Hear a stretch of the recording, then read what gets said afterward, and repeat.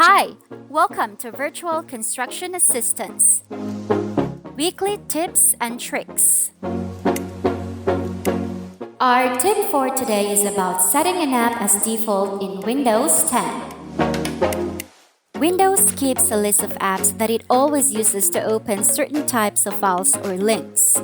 These are called default apps or programs.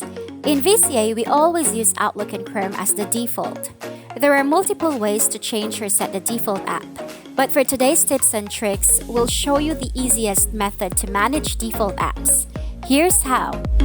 Click the Start menu, and then select Settings. Select Apps, and then select Default Apps. It'll display a list of tasks or functions with the selected default apps.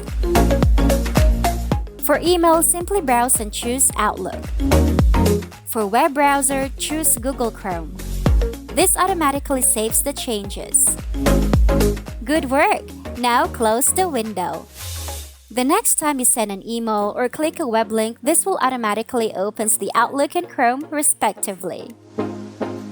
That's all for this week. See you again on the next episode of VCA Tips and Tricks.